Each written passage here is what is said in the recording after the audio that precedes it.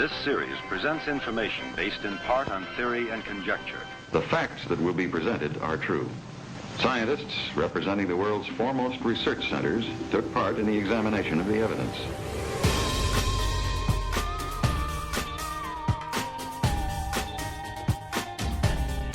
The Jersey Devil.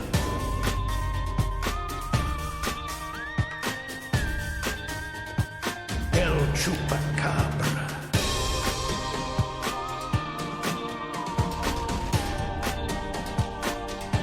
Psychokinesis.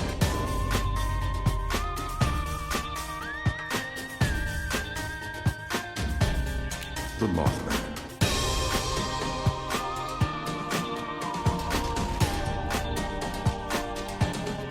UFOs.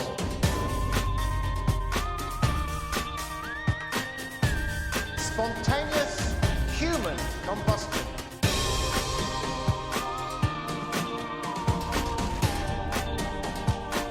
Unsolved mysteries.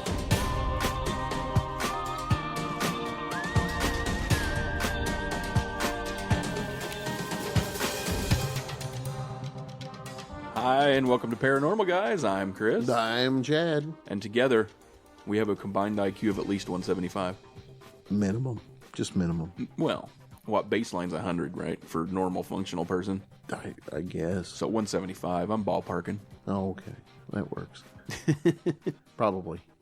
I don't know if I go outside much more in this heat, it probably won't be near that. Melanoma. Or heat stroke, or whatever happens when you go out in 1,000-degree, 99% humidity for too long. Pretty sure you just dry up. And by too long, I mean like 2 minutes. Yeah, it kind of sucks. Yeah. Been really hot. Fat and sweaty is how I spend my days. Nice. Yeah.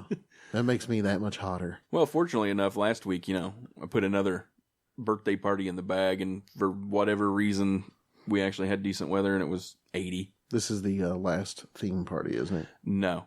No. Amelia's is coming up in November. Okay. And after that, no more themes. It's, look, here's a birthday cake and some family.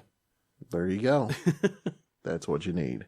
That's right. I should throw up a picture of Dinosaur Wrangler Chris on our webpage. Or you could just put it on there. Throw it up. It might hurt. Wow. Yeah. Yeah, that's right. I did that.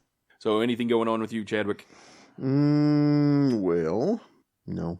Can't say there is. Fair enough. Fair enough. Fair enough.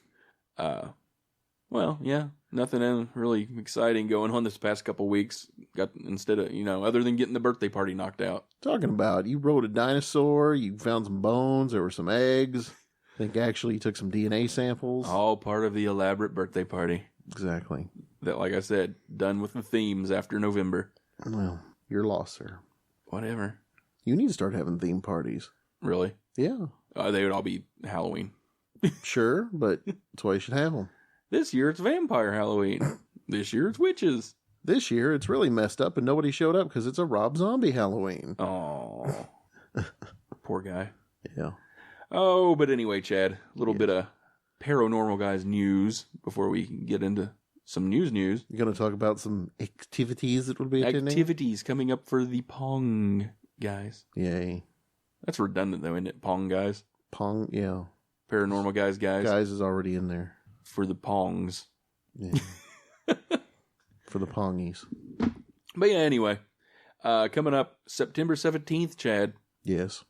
First Paranormal Guys road trip. Uh-oh. Going to Point Pleasant. Oh, we are. That's right. Going to the Mothman Festival. All right. I'm excited.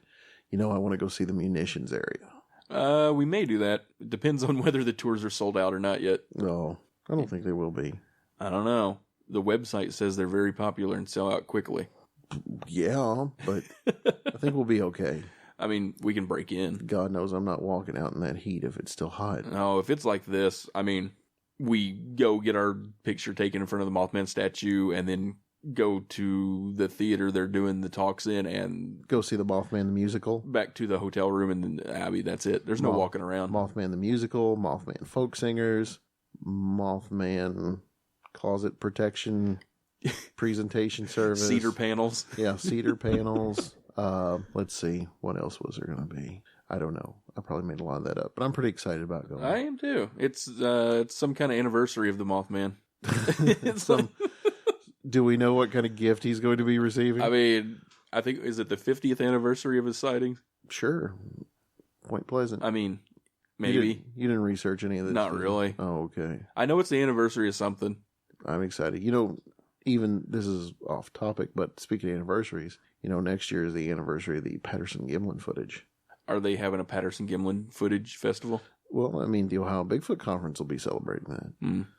From 1967 to 2017. Wow. Been a long time. But anyway, I digress. Mothman Festival. We're just going to be walking around. So if you know what Chad and I look like and you listen to the show, and come up and, I don't know, punch Chad in the face. Well, I mean, I'd prefer that nobody do that. But, I mean, you come up and say hi. You can. I'll be happy with that. And then just walk off. Just walk up, say hi, then turn around and leave. Say, hi, Chad. So we'll be like, what the heck was that? And I'll be like, I don't know that guy. That would be awesome. That would make me so happy. There's a stranger in front of me. Hi, Chad. Hello. But then, more importantly, on September 24th in Brandenburg, Kentucky, it's the inaugural Paracon. Paranormal Guys is going to be at Paracon. That's right. We're actually going to be there at a table, like watching people walk by. Paracon, let me rock you, Paracon. Let me rock you, it's all I want to do, Paracon. We won't be doing that. Okay. Ever. Fine. Again. But yeah, come by, say hi if you're in the area, or travel to the area. We'll have some candy. We'll be there with candy. We will be giving away a prize at the show, Chad. We will be. This is true. What have you got cooked up for the prize? It's going to be a ghost hunting kit. A nice, professional, paranormal investigation kit. Paranormal investigation. Oh, not just ghost hunting. No, I mean, you could search out all sorts of other paranormal. Could I look for the Loch Ness Monster with this kit? Possibly. There may be some equipment in there you could use. Comes with scuba gear. It has a snorkel. Snorkel and some fins. No, there's no snorkel. Go find Nessie. You could. She's out there, laddie. But yeah, Chad's put together a nice little ghost hunting kit. Or sorry, paranormal hunting. Paranormal investigation expert kit. Now, are you doing the vintage kit that we're I think we are going to do the vintage kit too, that is going to involve like a pencil, a pad of paper, and a bag of flour. I remember you promising that. I had it right. And so be giving those away at the show. Yep. Little Paranormal Guys prize packages. And also, this is just for our Pongites out there, Chad. Yes. What's for our Pongites? Just for the Pongites. The first 5 people that come by and say the magic phrase, we've got a little something for. I mean, don't get too excited. It's not a bar of gold. It's exciting. It'll be a little something. And Chad, what is that magic phrase? That magic phrase would be Wolfman's got nards. Exactly. If you were one of the first 5 people that come by and see us at Paracon in Brandenburg on September 24th and say, hey, Chad, Wolfman's got nards. Oh! He may do that, and I might do that. You get a little something. Give you a little nifty, knick-knack, magical. Paddywhack. Give a dog a bone. I'll give you something to take home. Wow. You are on a roll tonight. Just all off the cuff. None of this has been rehearsed. What? Nope. It's all just happens as it happens. I figured this was well scripted. I mean, you'd practiced for the last month. No. Getting ready for your big Hollywood debut. You can't David Copperfield up the show if you aren't just pulling a little magic out right there. So, moving right along, Chad. Yes. Do you have any news stories? I do. Shocking. Are you excited? I am. You should be shocked. I am always excited for your news stories. How do you feel about snakes? I had a couple pet snakes, so don't mind them. Well, you know, with Indiana being big on giant snakes. They do have some big snakes. Now, these are some giant snakes that aren't from Indiana, but these are some giant strange snakes. I've got a little story here from our good popular cryptozoology author and keeper of the International Cryptozoology Museum in Portland, Lauren Coleman. Oh, yeah, Lauren. Yeah, he's looking for Wessie by the Persumscot River. Since late June, a series of reports of giant snake sightings in Westbrook has transfixed the state and nation. The first witness in the snake spotted at Riverbank Park was as long as a truck with a head the size of a small ball. Well, later, 2 Westbrook police officers described the same mystery animal as an enormous snake at least 10 feet long, which appeared to be eating a beaver. But this isn't without precedent. 2 historical Maine incidents of 10-foot-long snakes have been documented. Cryptozoological historian Chad Arment, has a nice first name, mentions these 2 cases in his 2008 book, Boss Snakes. Not Boss Hogs, but Boss Snakes. The October 1878 sightings by the inhabitants of Winslow, Maine, on the banks of the Kennebec River, tell of a large spotted snake 8 to 10 feet long, accompanied by 2 smaller snakes. First seen by Mrs. Smiley. She's a happy woman. Was she standing on the corner in Winslow, Maine? It doesn't state that here, but it's possible. And then by Deacon Palmer. These 2 people were the primary eyewitnesses. Palmer felt for sure that he was addicted to love, and the giant mystery snake was at least 10 feet long. Nice. Then in August of 1895, a man in Gardner near the Pickering Farm on the Brunswick Road said he saw a 10-footer. It was a 10-footer, a giant snake unknown for the area. Because the other giant snakes are pretty common. They know those. Yep. Perhaps more comparable to the high interest over Wessie this summer were the giant Pennsylvania snake sightings beginning in July of 1833 and lasting through 1875 from southern Pennsylvania and into northern Maryland. The monster snake was said to be 15 to 20 feet long and called a devil snake. When first seen on Big Round Top south of Gettysburg, the 25-foot-long snake of Allentown was seen chasing and eating roosters and cats in 1870 and 1871. Just across the border, the 15-foot anaconda, he said he don't want none unless you got buns, hun, of Hall Springs, Maryland, reported terrorized the summer of 1875 by swallowing pigs, a turkey, and a chicken. These giant cryptid snakes were never caught, but kept locals on the lookout for monster snakes for 42 years. The story of Ohio's Peninsula Python of 1944 became so famous that at Atlantic Monthly in 1945, a newspaper's coast to coast reported on this beast through the summer of 1946. Rumors, sightings, and encounters gave accounts of a 20-foot-long python seen near Cuyahoga Valley, Ohio, that supposedly escaped due to a circus accident. Never mind that the alleged circus train was never tracked down. Local people saw the snake and described it as round as a telephone pole and twice as long. As a telephone pole? That's what they said. It's a pretty darn long snake. Huh. Seems like he would catch up with himself before he got to where he was going. Wow. The Peninsula Python has become so famous that in 2008, more than 60 years after the first reports, the little community has officially begun celebrating Python Day. Wow. Every July 19th in the village, with pie-eating contests, live snakes on display at the local library from the Akron Zoo, snake face painting for the kids, live music, Python t-shirts, and a Python costume parade on downtown Main Street. Python costume parade? Apparently. Huh. Will a local tradition spring up around Wessie? A local Wessie beer has already been brewed with its own Wessie t-shirt, and an exhibit is on display at the International Cryptozoology Museum. Perhaps someday a Wessie festival will be held annually at the Riverbank Park. Wessie Fest. Wessie Fest, that's right. Not to be confused with the Wussy Fest. No, because nobody shows up for that. No, they're all scared. There's 2 guys that complain a lot about it. I don't want to go to the Wussy Fest. Somebody beat me up. This is true. So, big snake. Yep, big snakes. Indiana, Maine, Pennsylvania. True that. I think they're traveling northeast, and they're gonna go to Canada via Nova Scotia. Could be. Snakes might, I don't know, like get out and see more. They might. I mean, you never know. Snakes might be like, hey, I mean, Indiana's kind of boring. I've known at least a few of them have traveled on a plane. Wow. Oh, anyway, Chad. Yes, sir.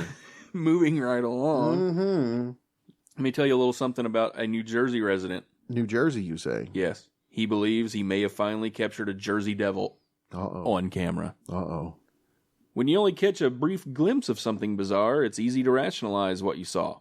However, If you snag photographic evidence of your strange sighting, it becomes harder to deny that what you witnessed defies explanation. That's what happened when one New Jersey resident caught sight of an unfamiliar creature in his backyard. The creepiest part, it bore a striking resemblance to a local creature of legend.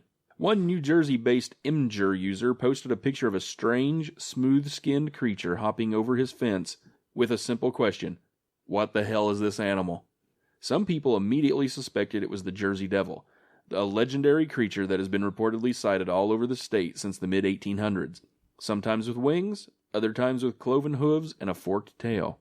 So is this the Jersey Devil of urban legend, or some other suburban dwelling species we've yet to discover? The mystery was eventually officially solved by the Oklahoma Department of Wildlife Conservation, which claims the animal is most likely a hairless black squirrel. Wow. An explanation that sounds plausible, but isn't nearly as much fun. Meanwhile, the mythic Jersey Devil remains at large. Let me show you. There's a picture of it. Yeah. I mean, it's not the Jersey Devil. Right. I can tell you that right now. I don't see that as being the Jersey Devil. Unless it's a baby mutant Jersey Devil. I mean, I wish you could see its face more. But right now, I'm saying... I don't. I'm going with squirrel. It looks pretty ugly from the backside. Mangy cat. Hairless. You know what? I'm surprised they didn't try to say it was a chupacabra. What if they'd said it was a hairless iguana? Chad? Yeah. I think by, definition, iguanas are hairless. I know. You're on your game tonight. No, sir. It's the heat. It is. It makes everybody crazy. Strokey. Dehydrated. You... Blinded by sweat, delirious from the heat. Maybe that's why that squirrel's got no hair. He decided it was too freaking hot and he shaved himself. Shaved it off. It's like, man, it's hot. Hairless squirrel. Crazy. But anyway, tonight, Chad. Yes. On a very special Paranormal Guys. Is it spooky? It's one of the creepiest ones that I think we've done. Does it involve playthings? It does. Would it be dolls?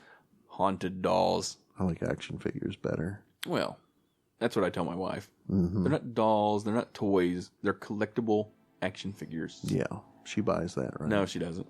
Yeah, because they're dolls. Well, these specifically tonight are dolls. Dolls are pretty creepy. But after the break, we're talking a few creepy haunted dolls.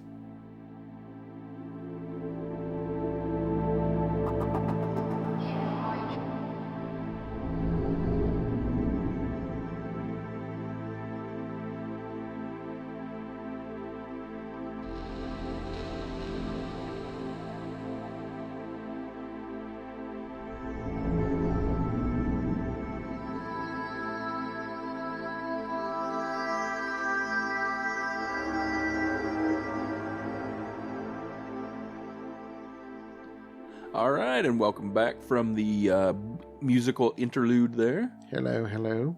Like we said, tonight we were talking about some haunted dolls.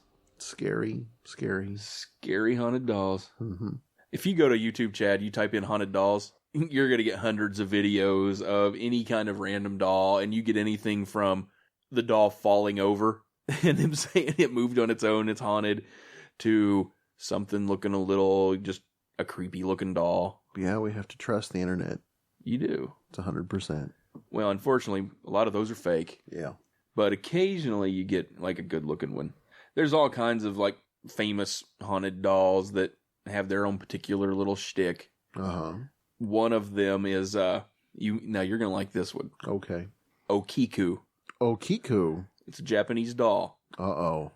That is evil enough that she makes her hair grow. You don't mess with anything supernatural. It's Japanese. I've That's learned right. that from many Grudge, films. The Ring. There's another one, Mandy.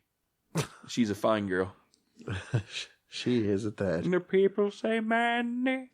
Oh wait, never mind. This doll is creepy enough, Chad, where it cries in the middle of the night at the museum that she's housed in, and reportedly steals the lunches of the staff of the museum. So it's a whiny lunch stealer. I'm thinking the doll probably doesn't do anything at all. It's somebody at the museum, and it's like, hey, doll took your lunch. Our Gape goat. You're missing the peanut butter and jelly sandwich? Well, Another one you might like, Poopa. It's a doll that was made in the 1920s using its owner's own hair. Crappiest doll ever. Now, do you know the scary thing that Poopa does? I can only guess. Changes position and taps on the glass of the case it's housed in. Holy crap. Scary. I figured poop would be stuck on the wall somewhere. You just hope nobody throws Poopa at you. I know. Those are some of the ones that actually, they're named, they're somewhat famous, but they don't really, ooh, look, my hair grows. I stole your lunch. Or was it Steve? Oh, there's Poopa. But now, occasionally, you do get some superstars in the haunted doll world. Mm-hmm. And that's who we're actually talking about tonight. Okay. In detail. With lots of words. Lots of words. Excellent. And I think I'm going to kick it off. This one's a collection of dolls, Chad. Woo-woo. It's Mexico's creepiest tourist destination, the Island of the Dolls. On a dark and creepy island. Isn't that the beginning of an Eagles song? I think so. On a dark, creepy island. No. Oh. Scooby-Doo episode. Okay. Well, on this island, in the canals of Zomilicho, near Mexico City, sits what might be the world's strangest and scariest tourist attraction ever. However, this sad island was never meant to be a stop on tourist holiday itineraries. The Island of the Dolls was dedicated to the lost soul of a poor little girl who met her fate too soon. The Island of the Dolls, or Isla de las Muñecas, as the locals call it. Really? Yes. Sits in the canals south of Mexico City and is the current home of hundreds of terrifying, mutilated dolls. Their severed limbs, decapitated heads, and blank eyes adorn trees, fences, and nearly every available surface. The dolls appear menacing even in the bright light of midday, but in the dark they are particularly haunting. Spooky. Not surprisingly, the island's origins lie in tragedy. The story goes that the island's only inhabitant, Don Julian Santana, found the body of a drowned child in the canal some 50 years ago. He was haunted by her death, so when he saw a doll floating by in the canal soon after, he hung it in a tree to please the girl. He hoped to both appease her tortured soul and protect the island from further evil. One doll in a tree, however, was not enough to ease Santana's troubled mind. He continued to fish dolls and doll parts out of the canal whenever he saw them, hanging each one carefully on the island. Now, here's a question. Yes. How many dolls and doll parts are floating by on his little island? That's probably the most disturbing part. It's like, oh, there's a leg. We can't explain it. We went down half a mile of the river and we found this old Mexican doll factory, but we still don't know why. They throw their defects in the river. It's like, get rid of that leg. Parts and pieces. Adios. There weren't enough canal dolls to satisfy Santana's tortured spirit, so he began scavenging more from trash heaps on his rare trips away from home. Later in life, he began trading his homegrown fruits and vegetables for dolls. Kind of a little messed up there. Slightly. Many stories have been associated with the island over the years. A popular tale was that Don Julian had gone mad and believed the dolls to be real children who he pulled from the canal and tried to revive. But the truth, as told by his family members who now run the island as a tourist attraction, is that Don Julian simply believed the island was haunted by the spirit of the little girl. For reasons only known to Don Julian himself, he believed that he could make the dead girl happy and keep evil at bay by hanging discarded dolls in all of the island's trees. The story took a particularly sinister turn in 2001 when Don Julian drowned in the canal just like the little girl. Many people said that the dolls inhabited by tortured spirits conspired to murder the old man. Others believe that Santana's death was an accident and that since his passing the dolls have taken over his role as the island's caretaker. Ooh. Although the island did not receive much tourism attention during Don Julian's lifetime, it's become a well-known attraction since then. International television crews have filmed there several times, including one show that claimed to find proof the island is haunted. And what would that be? I didn't say. Oh. I know, what was it, Josh Gates' show. Gates, he went there once. He went there and one of their little eyes flickered open on him, spooked him. I think he pooped himself. He said, "We'll trade you this head of lettuce for this head of Cabbage Patch Kid, and everything will be just fine." He found Poopa. he pooped his pants with that eye popped open. Getting to the island is a long and difficult task, but walking among the creepy dolls is an experience like no other. I smell Paranormal Guy's road trip. Uh-oh. Boat trip. Most, if not all, of these dolls were rejected by their previous owners for various reasons. Severed limbs and bodiless heads hang side by side with whole sun-bleached dolls. Mold covers some, while others are missing nearly all of their artificial hair. Spiders and insects have taken up residence in the hollow parts of most of the dolls. Although Don Julian's sentiment was innocent and admirable, the doll graveyard he created is undeniably creepy. Soulless eyes follow visitors as they move around the small island, which is actually a chinampa, or artificial floating garden, Chad. Well. And now you know. And many swear that they can hear the dolls whispering to them. This labor of love, or fear, as it were, has resulted in an accidental sensation amongst those who admire the bizarre and twisted side of tourism. So, a whole bunch of mutilated, creepy dolls hanging them from trees. That whisper. That's pretty creepy. I wouldn't want to be there at night. No. Well, one, it's in Mexico, so there's like big spiders and crap and snakes.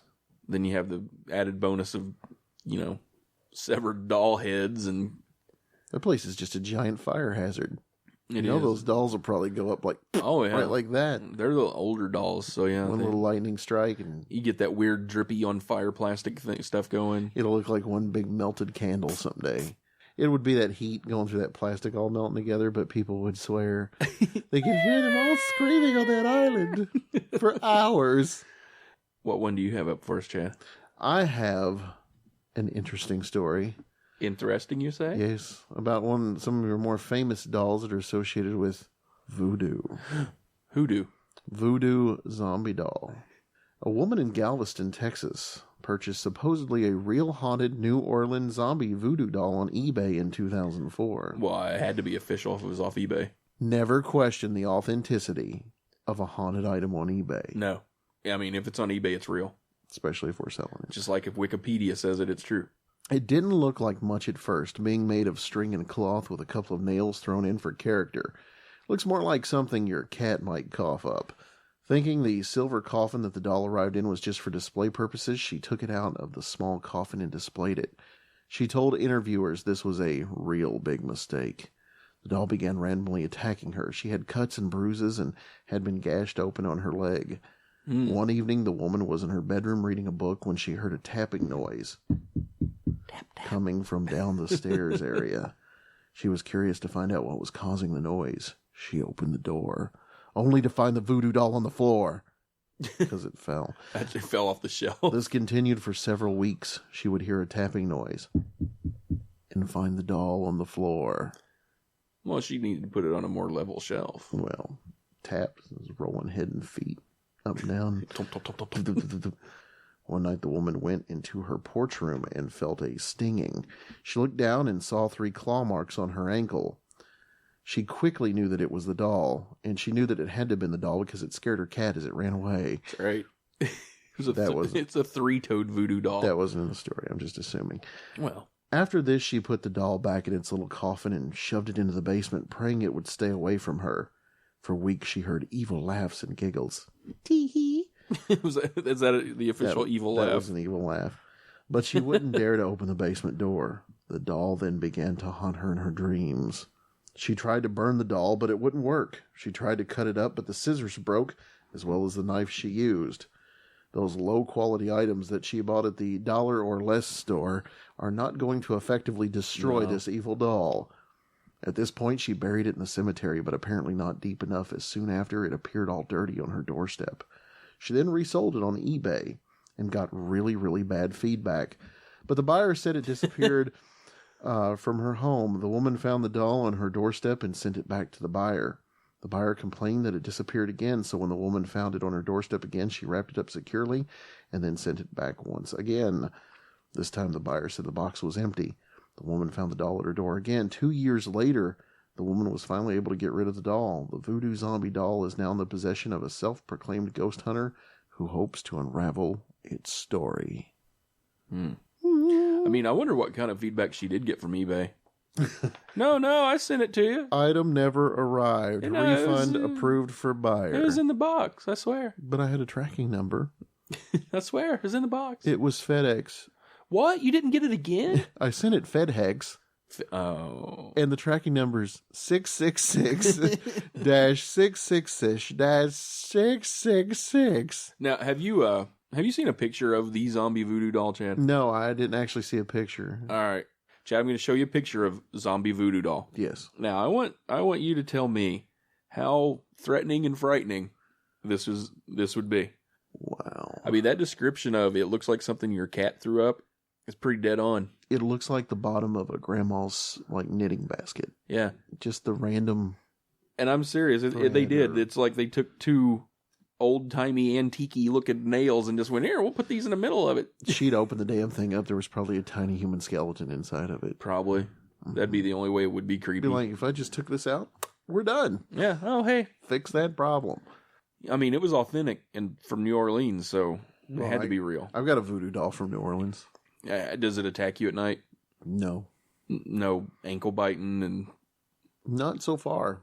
tapping on the floor? The little shadow box that it's in, it's still in there. Well, see, don't take them out. I'm not going Because to. that was apparently her mistake. It came in that little silver coffin, and she was like, I'm going to take them out of that and put them on the shelf. I mean, despite what you think I look like, I'm not stupid. You get a voodoo doll in something, you leave it in it. That's right. Mint and box. That's right. Mint and sealed box. Mint and sealed box. You don't even take it out once to play with it and then put it back. That's right. Because then you're in trouble. That's right. Crazy voodoo doll.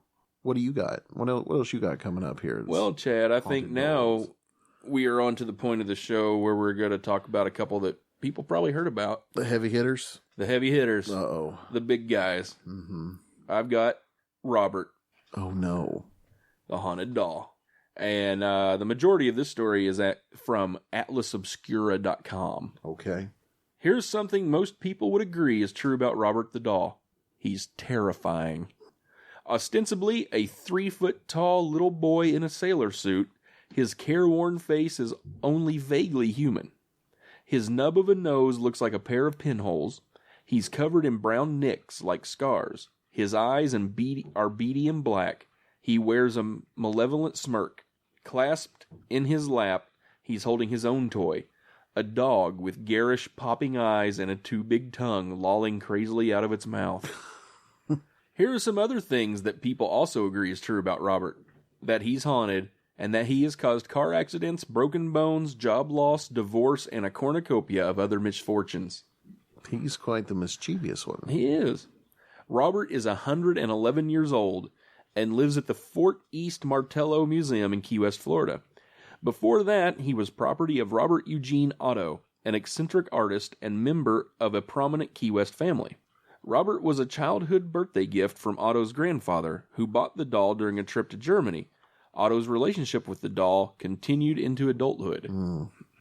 Creepy. That is creepy.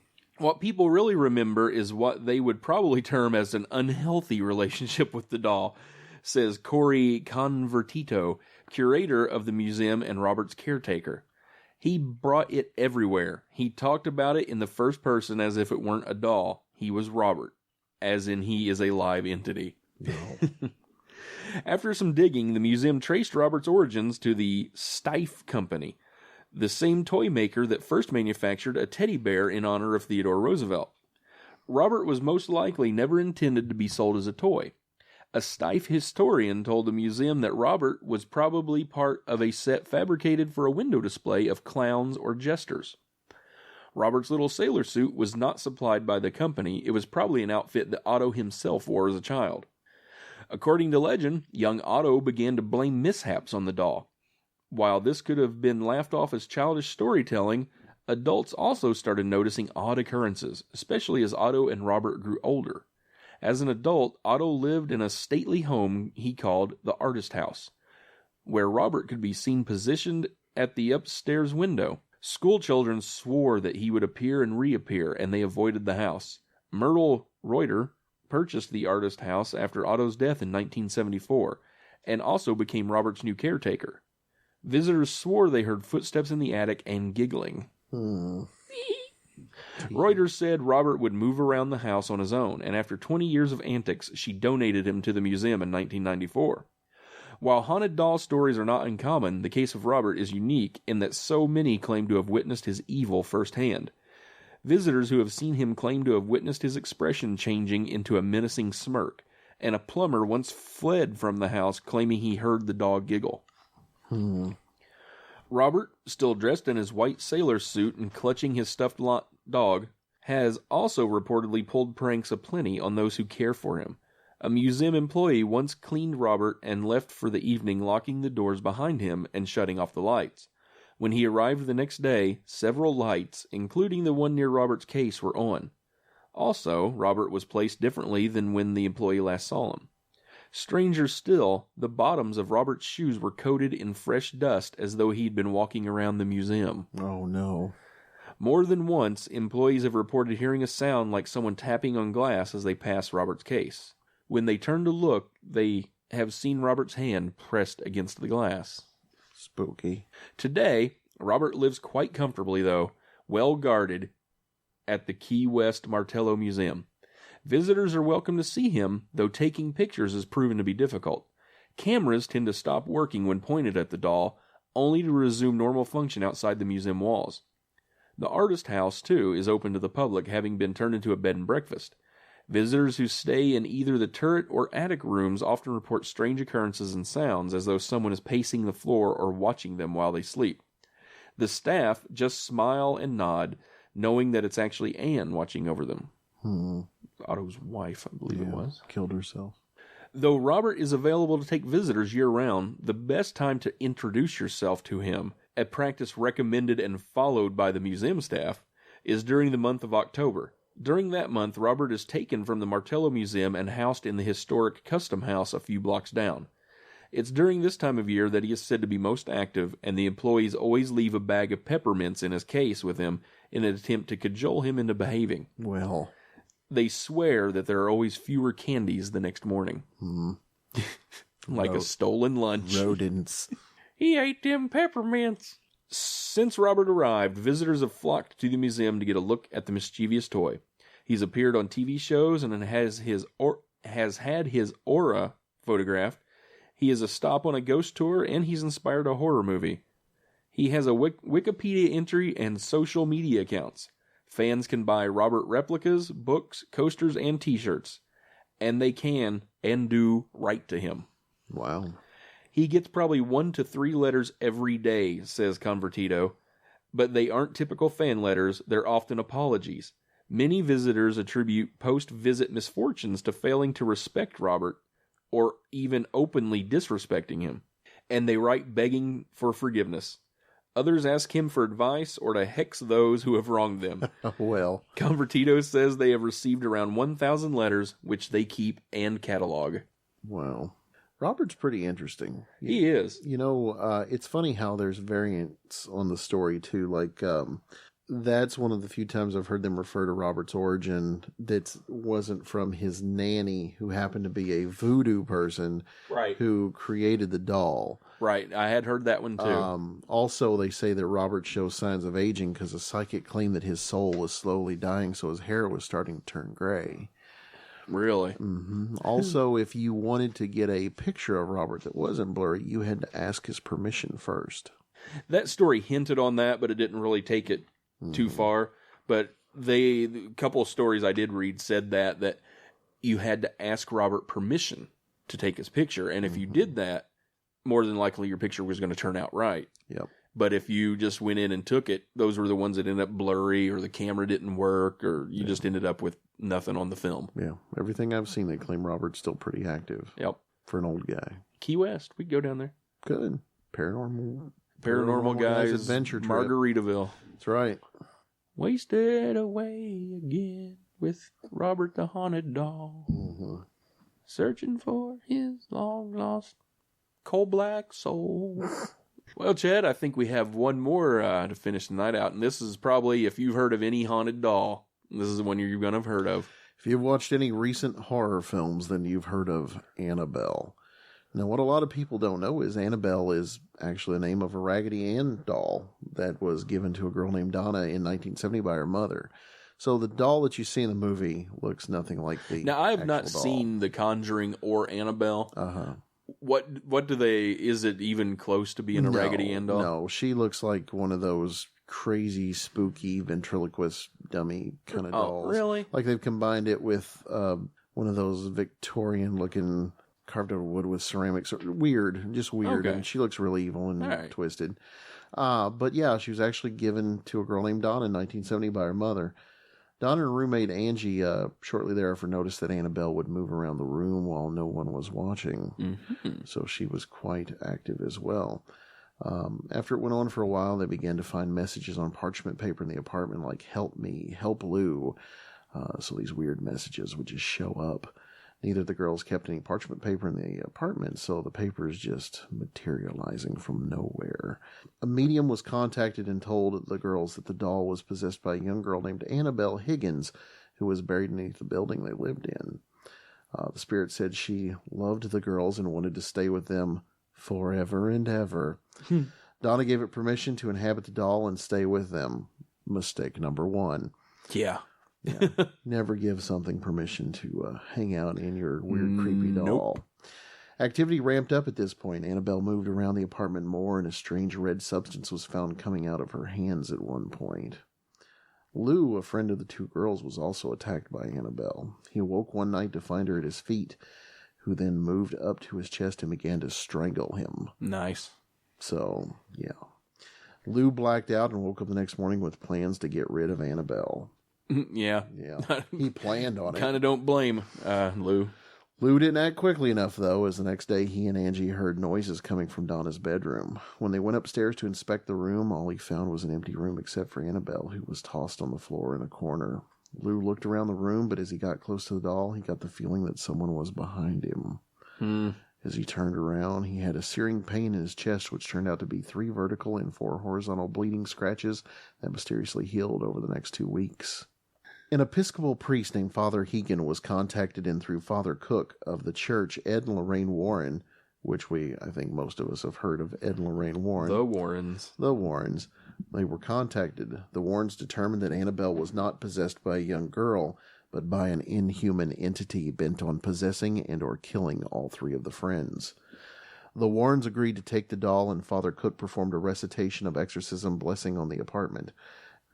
Annabelle to this day resides in the Warrens' occult museum in a wooden glass case that is said to be holy water encrusted.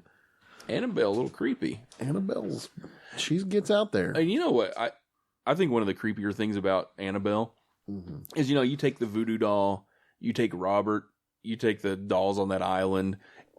Most of the dolls that you look up that are haunted, they're all kind of old and just creepy looking in their own way.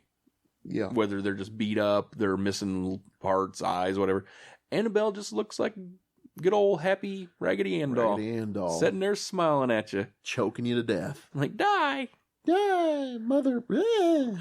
Now, one thing I did see on the story about it was since the Warrens put her in the holy water encrusted case, Yes. nothing has really happened. Except they kind of attribute one death to her since she's been in that case. Yeah. There was this kind of, I guess, a younger punk kid that came in with his girlfriend to the museum and was kind of hammering around on the glass and making fun of Annabelle and saying, "Oh, you're fake, there's nothing, blah, blah, blah." So Ed Warren was like, "You need to leave." And he got left. Well, on the way home from the museum, the guy went headfirst into a tree on his motorcycle.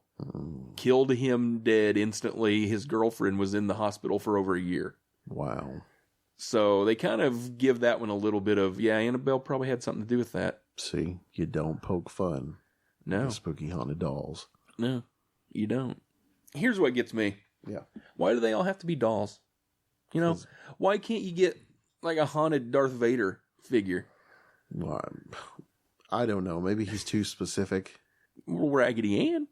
Well, you know how many kids probably have a Raggedy Ann doll that have no clue that Raggedy Ann and Andy were in storybooks or Yes. had cartoons or... One of my daughters is one of those. Yes. So it takes on this weird humanoid figure that, could become this vessel of evil. Right. So Well, I'm just saying, if I could have, say, a haunted Boba Fett, one of the 12-inch Boba Fett dolls, Yeah. a haunted one that, he sat on the shelf, and occasionally if you look at him, he would give the little head nod, like he did in Return of the Jedi. You're only good to me dead. See, well, no, he didn't say that. He didn't say that in the movie, so but I'm would saying be that's safe if you had a haunted Boba Fett that's doll. what the scary doll would because say. he would go, he's no good to me, Dad. So he wouldn't kill you. Yeah, but you're thinking that, this Jeremy Bullock. Yeah, he's going to be possessed by Jeremy Bullock.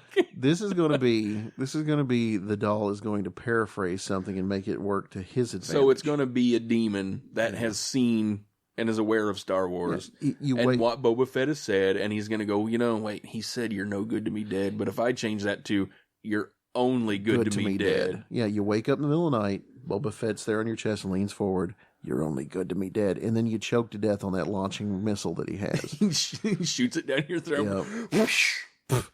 Old school. He's got you. Oh, I want a haunted Boba Fett.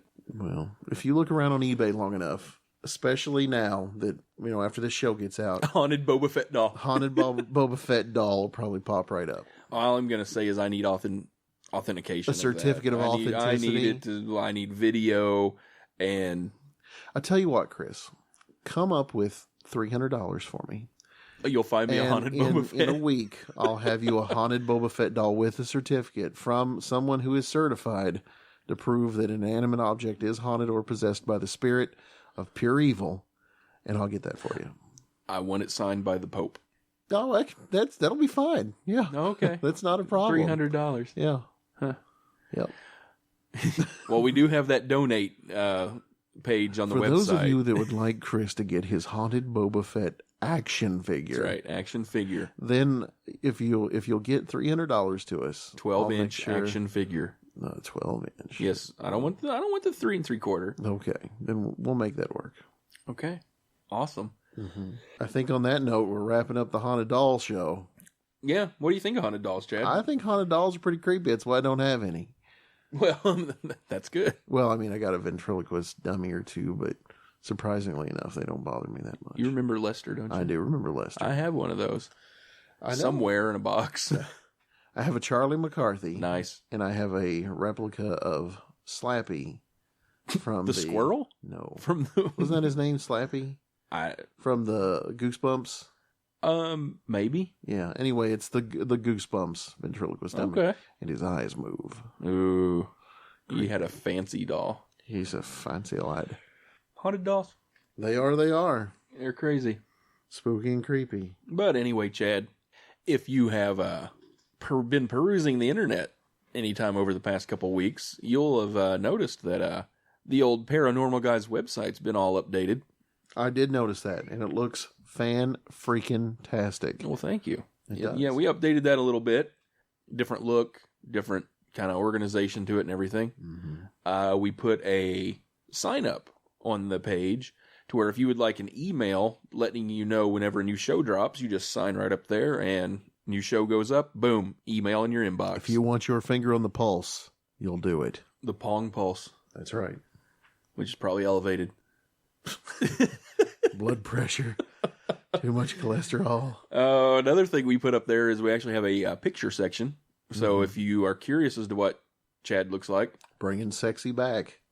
Well, bringing something back. Mm-hmm. Or just the heart attack part. I don't know which. Sure. All I know is Gizzy's on there for at least one picture. Gizzy's on there. She is. So yeah, we have some random pics up. We'll probably be adding some here and there as we go. Probably after September, there'll be several on there from Mothman Festival and Paracon. Mm-hmm.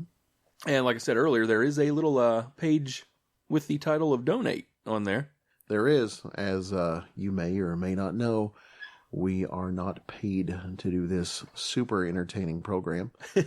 All the money for it comes directly from our own pockets. So if you would like to support the show and support more awesome things like us getting stickers made up and trying to make more appearances at places and just maybe get some guests together or travel to some different events, then you can donate and we can make that happen.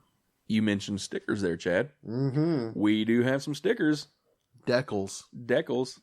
And if you'd like to get one of those snazzy Paranormal Guys stickers, all you have to do is send us an email, which there's a form on the page you can do that, or if you just type in pongpodcast@gmail.com, make the subject stickers or whatever you want, and we just need your name and address. Name and address, and say, hey, send me some stickers. And we pay the shipping. We do. That's our gift to you. Yep, that's right. We like to give back. The Pongite Nation. Another good way to find out when new shows drop is go to our Facebook page, which is Facebook/Paranormal Guys.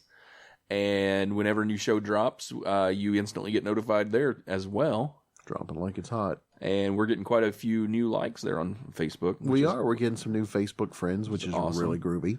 That's right. Please like us on Facebook. Keep up with us. And if you can write a review for us on iTunes or whatever application you use to listen to the show, we would greatly appreciate it. It helps keep us out there and lets more people find the show and discover new episodes. And hey, while you're on Facebook liking the Paranormal Guys page, go ahead and head over to one Mr. William Blanchard's Facebook page.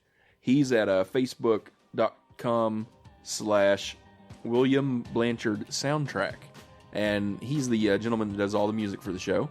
Mm-hmm. And good music it is. It is. It seems we've come to the end of another episode of Paranormal Guys. Reached the end of the road, hit the wall. We got there. You don't have to go home, but you can't stay here. Happy trails. To you. Have a paranormal weeks.